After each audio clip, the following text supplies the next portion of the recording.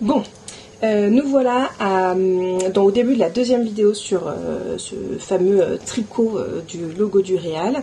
J'ai fait une pause entre les deux, notamment parce que j'ai pas tricoté pendant plusieurs semaines. Je me suis retrouvée face à un problème. C'est, je crois que je l'ai expliqué dans la première vidéo, que comme je voulais faire un logo très grand, le site qui me permettait de transformer l'image en logo a des limitations, forcément. Ce site est gratuit. Encore une fois, je remettrai le nom en commentaire. C'est c'est pas commentaire, en barre d'infos. Il s'appelle Stitch Fiddle.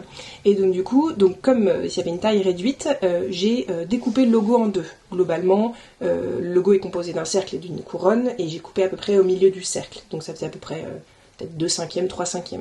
Donc j'ai commencé à tricoter le bas, et puis quand je suis arrivée à une page, parce qu'il y avait 3 rangées ou 4 rangées, je sais plus, de PDF, quand je suis arrivée à une rangée de la fin de la première partie, je me suis dit je vais voir comment ça se passe et si ça colle bien entre la deuxième partie et la première partie, si ça, vu que c'était 2 projets différents sur Stitch Fiddle, que ça collait bien. Et ça ne collait pas.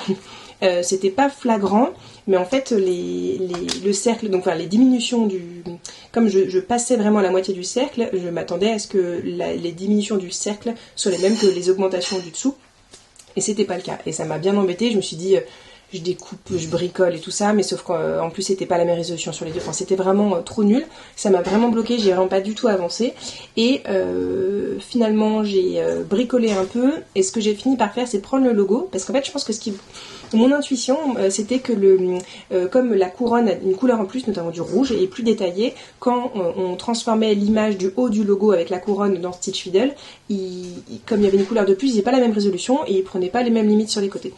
Donc j'ai pris le logo, j'ai effacé comme j'ai pu, je sais même plus quel logiciel j'ai pris sur mon MacBook, bref, pour effacer, pour mettre du blanc, et j'ai balancé le logo dedans. J'ai bricolé un peu parce qu'il fallait que ça soit parce que du coup je savais le nombre de mailles totales de mon motif, 262, sauf que du coup si je croppais bas, comment on dit en français ? Recadrer, rogner. Si je ne rognais pas l'image bien à la bonne largeur pour que ça fasse pile 262 avec le motif commence à une maille du bord et tout ça, ça marchait pas. J'ai bricolé un peu et j'ai réussi. Donc du coup c'est bon, j'ai pu réimprimer. Donc en fait moi il me restait, donc on va dire que j'avais 3 feuilles pour faire le bas. Je me suis arrêtée j'ai pas fait le 3e rang parce qu'en fait il commençait au milieu des rangs du dessus. Bref, tout ça pour dire que j'ai recommencé. Du coup, les numéros de rang, faut que je les suive et tout ça. Derrière, j'avais imprimé la couronne qui est faite, et comme la couronne est complètement indépendante du bas, au moment où j'arriverai au bon niveau, hop, je passerai sur la couronne et tout. Parce que ce qui était très perturbant, c'est que le nombre de rangs était bon, mais c'était vraiment la définition des... En fait, comme c'est des arrondis en maille, ça se joue à une maille près, un pixel entre guillemets sur enfin une case quoi. Et donc du coup, voilà. Donc c'est reparti, j'avance bien. Et il y avait autre chose que je voulais dire aussi. Oui, j'ai fait des stats. Petite dédicace à mes gars sûrs du boulot, Marc, Gabin, Adrien et Vincent. J'ai fait un burn down chart sur... voilà. Je vous insérerai la photo ici, comme ça je le commente, je la regarde sur mon ordinateur et je l'insérerai là. J'ai pris les stats, en fait je marque à chaque fois combien de rangs j'ai fait sur quelle période. Donc j'ai pris les stats. En termes de sessions de couture, je fais environ... alors attendez, 5 rangs... Je l'ai collé quelque part parce que du coup je suis sur mon MacBook et j'ai collé la casquette. Voilà. En termes de session de couture, je fais en moyenne 5 rangs par session, 5 rangs et demi par session. Parce que c'est vrai qu'il y a des sessions où j'en ai fait 10, 15 et il y a des sessions où j'en ai fait 1 et demi. Voilà, ou voilà, quelques-uns, donc j'ai 5,5 par session. Et par contre, en nombre de jours, si j'avais lissé par jour tout ce que j'ai fait sur la période où j'ai commencé, c'est 2,56 rangs par jour. Donc voilà. Donc du coup, ça donne 2 burn down charts. Le premier, c'est par jour. Si je continue avec la même fréquence par jour, je termine fin mai. Qu'est-ce qu'il me dit comme date là ? Le 16 mai. Donc super, sachant que la partie la couronne va être plus compliquée, donc ça va être super ça. Et là on voit bien qu'il y a eu un petit arrêt de tricot lié à mon indécision face au PDF. Et si on prend le cumul par session, par nombre de sessions, donc là en fait je me suis vraiment basée sur... c'est très linéaire parce que je me suis basée sur mes 20 premières sessions, je crois que c'est ça, il y a à peu près 20 premières sessions, c'est ça, pour tracer la droite. Et donc si je continue à ce rythme-là, je termine, on a dit, 66e session.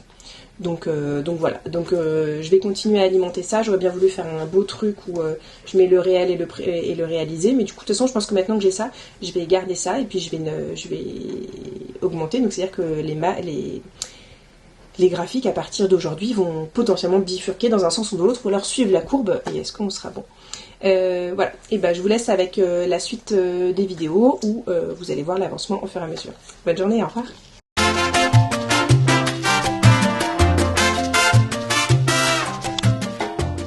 Ah mais non, il n'y a que 4 secondes. Oh, zut. Bonjour. Je vous retrouve pour un petit point sur le tricot. Nous sommes dimanche 9 février, il est 4h-10, c'est possible que je retricote ce soir, mais je fais le point maintenant. Donc, le tricot en est là.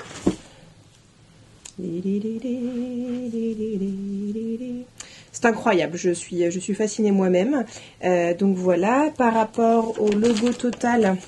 Donc on voit le F et je viens juste de terminer la barre du bas du F. Donc je tricote par le bas, hein, la barre du F. Donc j'arrive bientôt dans les... Donc j'imprime par bande, on va dire, entre guillemets. Et là, dans la bande que j'ai entamée, où j'ai fait que le bas, le milieu du cercle principal est ici. Donc j'y suis dans une vingtaine de rangs. C'est ça, dans 20 rangs. Et donc, c'est le milieu du cercle. C'est le moment où le cercle sera le plus large. Et ensuite, ça va se resserrer. Et donc, j'aurais fait, entre guillemets, la moitié. Mais pas la moitié du tricot. Parce qu'en fait, la couronne, ça fait pas la mise au point, vous verrez pas. Mais en fait, c'est hyper détaillé. Donc, voilà. Donc, ça va être une autre paire de manches. Mais moi, je suis hyper contente de l'avancement. J'ai rajouté des... Alors, j'ai changé de marqueur. J'avais des marqueurs en plastique. Influenceuse. Voilà, on va voir. Peut-être que vous pouvez voir les deux là. Je filmerai après de près. Et j'en ai acheté des plus fins parce que pour que ce soit, excusez-moi, pour que ça fasse moins de traces parce que potentiellement ça fait une trace, mais en fait même pas. Et en fait finalement je l'ai remis des plus gros pour faire les distinctions entre pages. Donc initialement j'ai mis des marqueurs. On voit rien si là, voilà là, vert et rose, on voit du rose ici, puisque vous voyez du rose ici, voilà, pour toutes les 20 mailles, pour m'y retrouver, pour pas avoir à compter les mailles, et j'en ai rajouté à chaque changement de page. Donc parfois ça tombe juste à côté d'un marqueur déjà rose ou vert, et ainsi de suite, parfois ça tombe au milieu, et ça me permet de m'y retrouver, parce que parfois quand il y a un changement un décalage au niveau d'une page, je suis un peu perdue, donc là voilà, c'est vachement mieux, et puis il y a toujours celui du milieu, qui maintenant est rouge, à l'envers ça donne ça. Donc moi je trouve ça très très beau, je suis très fière de moi, c'est hyper régulier, vraiment je suis impressionnée par ma capacité à faire ça. Faudrait que je mesure le temps que je mets pour que j'aurais mis pour tout faire. Je crois que je mets entre 5 et 10 minutes pour un rang, suivant les difficultés, si je dois rajouter du fil, ou s'il y a beaucoup de changements, ou si je me trompe. Mais voilà, donc je continue à avancer. Et donc je suis à quel rang? J'ai fait... Alors... Bon, j'ai eu un petit souci de décompte, et donc du coup j'ai repris, mais 48 moins 66, ça fait 28, 18, et donc 105 plus 18, ça fait 105 plus 18, ça fait 123. Donc je suis au 123e rang, sans compter donc les 10 premiers rangs du bas. Voilà, bonne journée. Je vous montre de plus près les marqueurs. Donc là, on a le marqueur du début du diagramme. Donc j'ai fait 10 mailles en blanc au début. Tic, tic, tic. Là, on a le marqueur rose qui marque le rang, le nombre de mailles 20. Ça ne voit pas très bien avec la lumière, mais là, il y a un petit trait rose que j'ai monté jusqu'en haut. Ensuite, on a le marqueur 40 qui est le trait vert qui est là, et ensuite on a le marqueur jaune qui marque la limite de page, parce que typiquement là 3, ensuite il faut regarder sur l'autre page pour pas se tromper, du coup j'ai mis 3, et donc là par exemple je suis au rang ici, et je vois qu'il y a est-ce que ça marche là, il y a une maille entre le marqueur et le bleu, et donc du coup là, je suis au rang 66. Voilà.